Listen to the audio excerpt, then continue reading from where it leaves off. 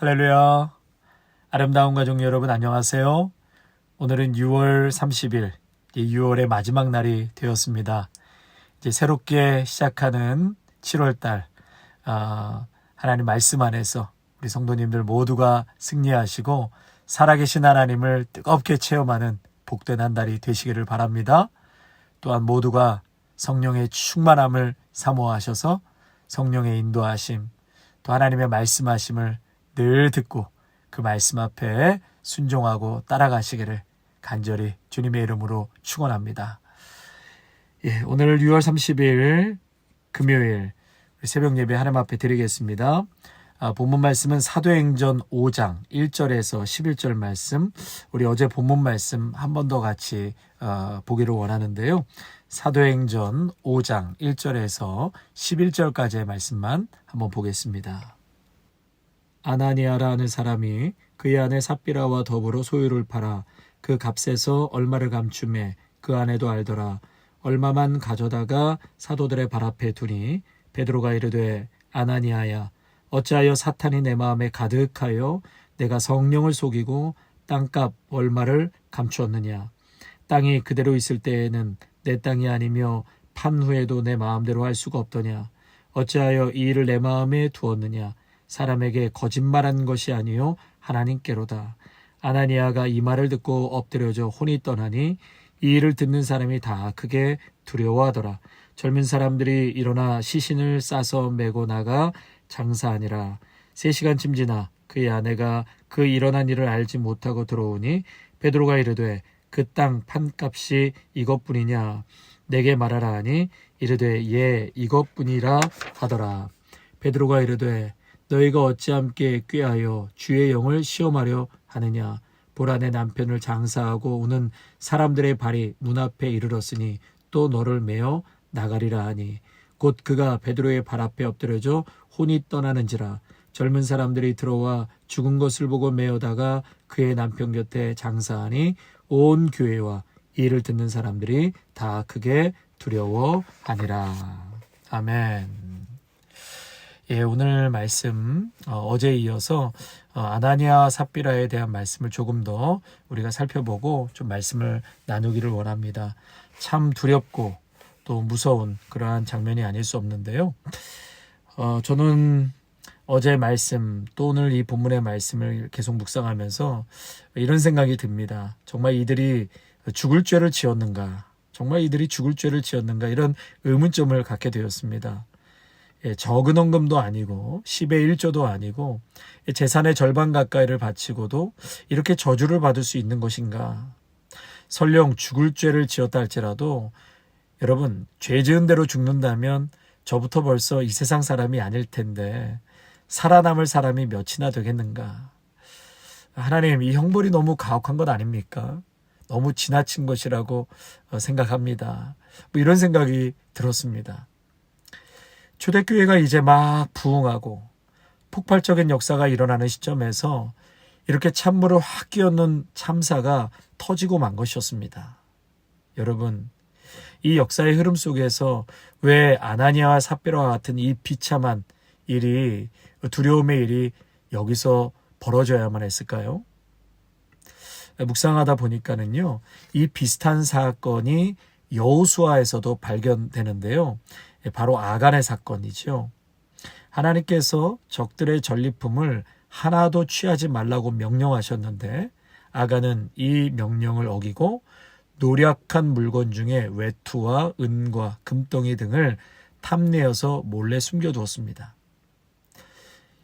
이 사건도 마찬가지인데요.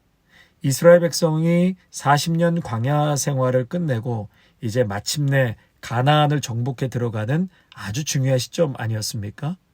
이 귀중한 역사 앞에서 이 사건으로 많은 사람이 희생되었고요. 가나안 정복에 막대한 지장을 초래하게 되었습니다.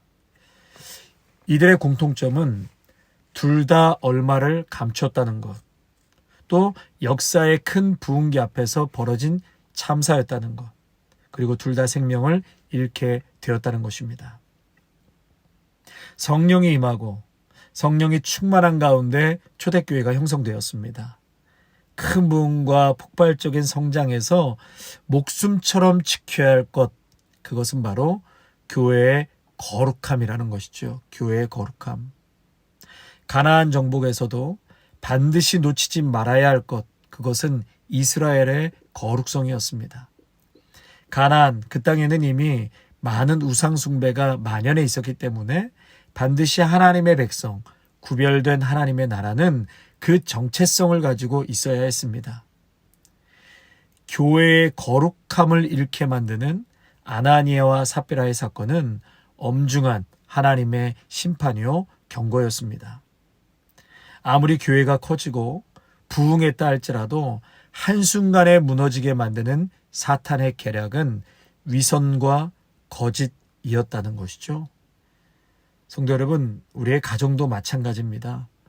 겉으로는 아무 문제 없이 풍요롭고 멋지게 보여도 부부가 서로에게 위선적이고 거짓말이 늘상 있는 가정은 한순간에 무너지는 것입니다. 교회도 마찬가지입니다. 교회도 위선을 용납해서는 안 되고 이러한 거짓됨, 거짓말하는 것, 성령을 속이는 것, 이러한 것을 용납해서는 안 되고 반드시 제거되어야 하는 것을 이 사건을 통해서 교훈하고 있습니다. 그러므로 성도 여러분, 성도는 거룩함을 지켜야 합니다. 교회 공동체도 거룩함을 지켜나가야 합니다. 교회의 거룩함을 지키기 위하여 교회의 설립 벽두에 이 같은 사건이 일어난 것입니다. 그렇다면 한 걸음 더 들어가서 이 거룩함과 반대되는 오늘 아나니아 삽비라의 모습 속에서 나타나는 그러한 모습이 있는데요. 그것은 속임, 거짓, 위선, 거룩함과 반대되는 그러한 단어라고 할 수 있겠죠. 속임, 거짓, 위선. 헌금을 하고서도 이들이 저주를 받은 이유는 하나님을 속이려고 했다는 것입니다. 초대교회 교인들이 자신들의 물질을 처분하여 사도들의 발 앞에 내놓았습니다. 이걸 잘 처분해서 가난한 자들, 또 교회에게 필요한 것들에 이렇게 잘 쓰게 해달라고, 골고루 잘 분배해달라고 그렇게 사도들 앞에 내놓은 것이죠. 이 말씀은요, 우리가 가지고 있는 재산을 다 처분해서 하나님께 바쳐야 된다, 이런 이단 사이비 같은 말씀을 하고 있는 것이 아닙니다. 지금 초대교회 성도들은요, 성령이 충만한 가운데 물질을 머리 위에 주인으로 모시거나 물질의 노예로 사는 그런 어리석음을 이제는 벗어버리겠습니다. 내가 물질 위에 주인으로 서서 그 주체가 되어서 물질을 하나님과 사람을 위한 도구로 사용하겠다는 그러한 결단의 표시였습니다. 다른 교인들과 마찬가지로 이 아나니아와 삽비라도 그것에 도전이 되어서 소유를 처분하고 하나님께 바치게 되죠. 어제 말씀처럼 어디까지나 자발적인 것이죠. 누구도 이들에게 강요하거나 억지로 시킨 것이 아니었습니다.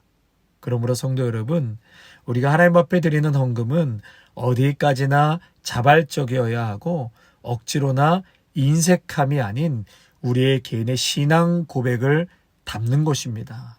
그래서 헌금도 믿음입니다. 믿음.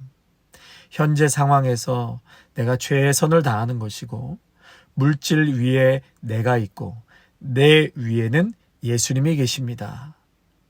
내 코끝의 호흡도 건강도 삶을 이렇게 복되게 영위해 나갈 수 있게 해주신 것도 다 하나님의 사랑이요 은혜입니다.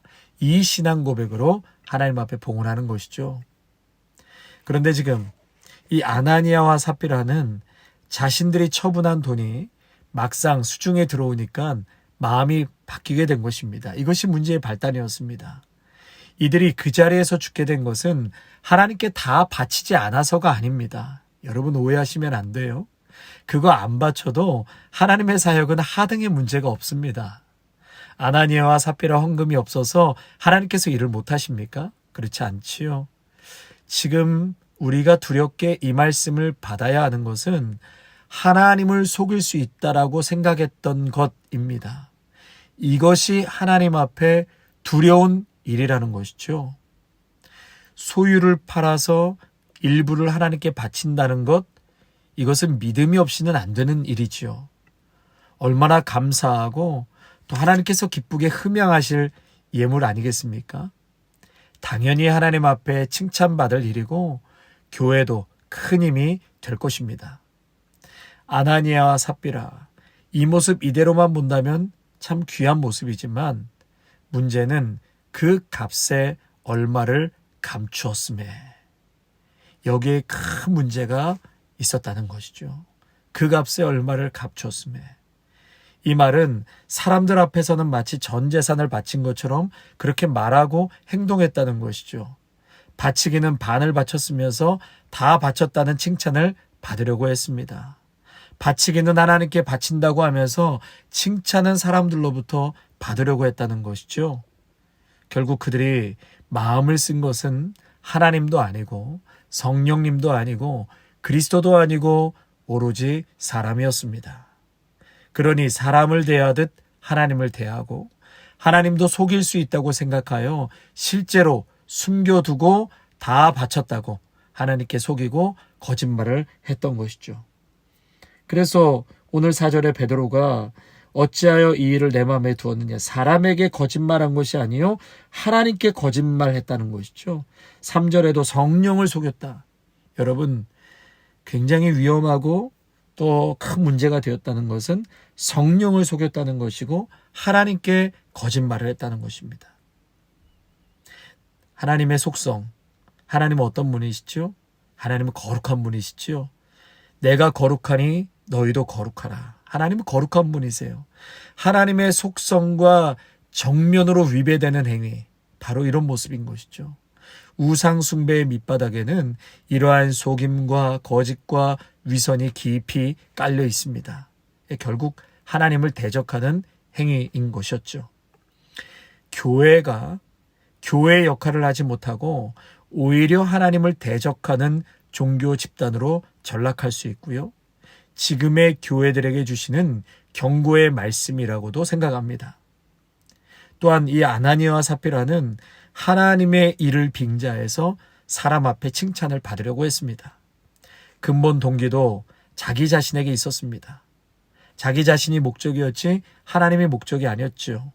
그 목적과 중심과 동기는 자기 자신에게 있었던 것이었습니다. 그것을 하나님께서 용납하지 않으신 것입니다. 이제 앞으로 초대교회가 전 세계로 확산해 폭발적으로 나갈 터인데 여기서 이 부분을 잡지 않으면, 끊어주지 않으면 교회의 거룩성을 잃어버린 채 자기 자신이 목적이 되어버린 종교 집단으로 타락할 수 있기 때문이었습니다. 하나님의 거룩함을 정면으로 침해하고 들어오는 것이었기 때문에 이러한 참극이 일어나게 된 것이었습니다.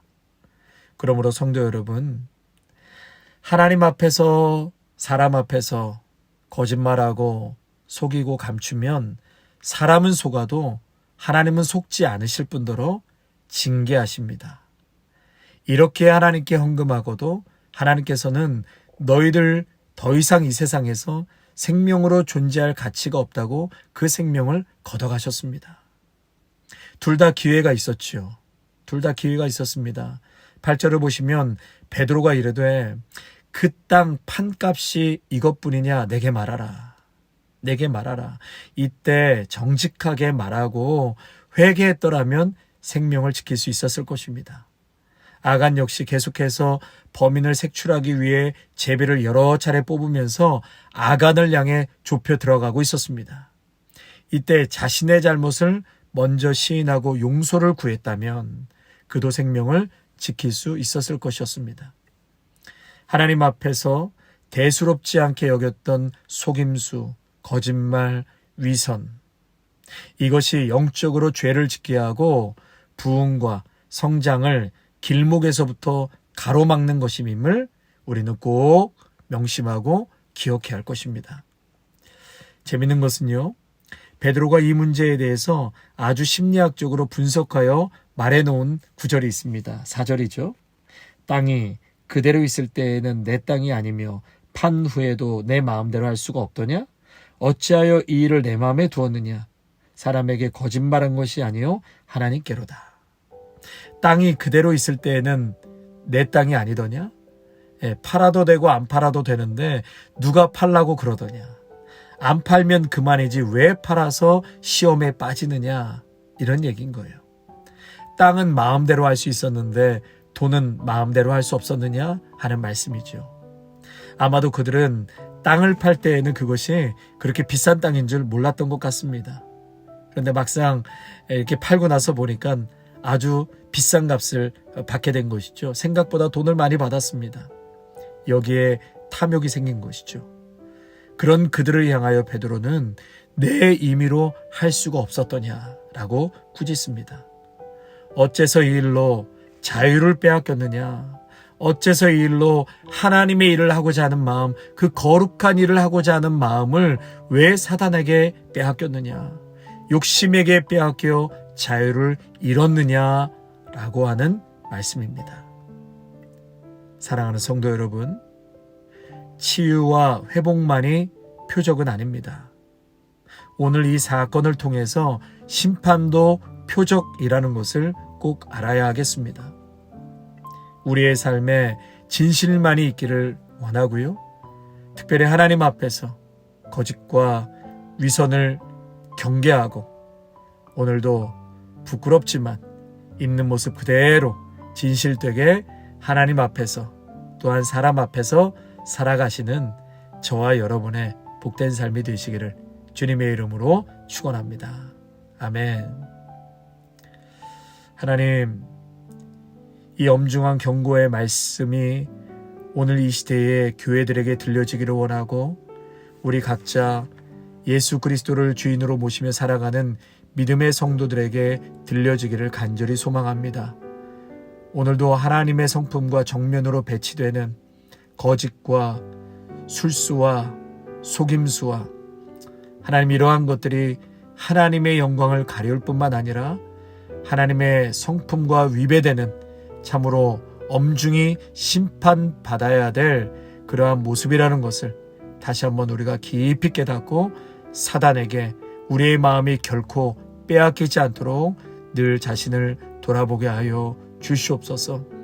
아버지 하나님, 행여나 열심으로 최선을 다한 후에 하나님 앞에 책망받는 자들이 되지 않기를 원하고 작지만 부끄럽지만 오늘도 하나님 정직하게 또 진실하게 하나님 앞에서 사람 앞에서 살아갈 수 있도록 저희들에게 은혜 위에 은혜를 더하여 주시옵소서. 오늘도 주님을 사랑하고 몸된 교회를 사랑하여서 이 모양 저 모양으로 헌신하며 또 봉헌하며 주님 앞에 기꺼이 나아가는 우리 귀한 믿음의 성도들의 그 손길과 일터를 축복하여 주시옵소서. 무엇보다도 늘 하나님 앞에 겸손하게 하시고 주신 말씀 그대로 받고 하나님 오늘도 이 말씀대로 참 진실하게 말씀 받고 살아갈 수 있는 저희들의 복된 삶이 될 수 있도록 은혜 내려 주시옵소서. 예수님의 이름으로 기도하옵나이다. 아멘.